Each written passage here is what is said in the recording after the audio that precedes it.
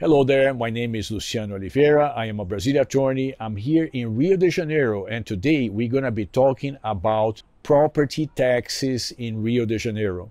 So there are different property taxes, and we're going to address the main ones. The first one is the transfer tax. Whenever you're buying a property, the buyer is going to be the one paying the property transfer tax. So the transfer tax in Rio de Janeiro is going to vary. It depends on the city where you are, but if you are in the city of Rio de Janeiro, this tax is going to range from 3 to 4%. In addition to the transfer tax itself, you also have closing costs. Altogether, usually it's not going to exceed 4% of the property value. One concern we have every now and then is that the value of the property is not defined by the parties. Instead, it's defined by the city. And the city is usually very optimistic in terms of the prices for the properties. So it's not unusual for a transaction, for instance, for 1 million reais to be taxed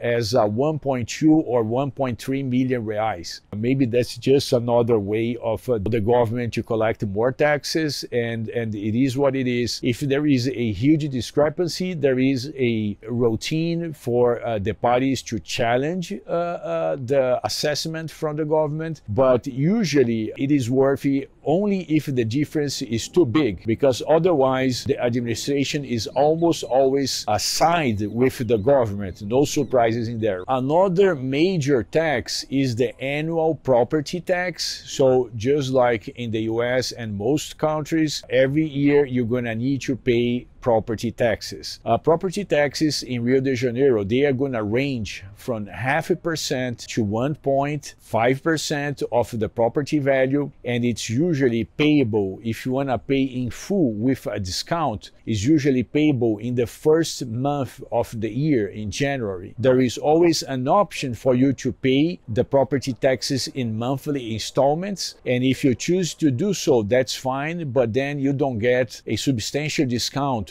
for paying all the taxes in a single shot. Finally, there are capital gain taxes. The capital gain taxes are usually 15% of the profit. So if you bought the property for 1 million reais and you sold for 2 million reais, you're gonna pay 15% over the 1 million reais profit, which would be 150,000 reais. There would be the tax. Note that for Brazilian parties, if they sell a property, they can roll over the monies from that property into another one. If they do so, they are not going to have to pay the 15%. However, for foreign citizens, there is no such an option. Whenever you're selling the property, you're going to need to pay the capital gains on the spot. Because foreign citizens, they are not in the country, there is an additional provision that if the buyer does not secure the payment of the taxes by the seller, guess what? The buyer is going to be responsible. It's not like every realtor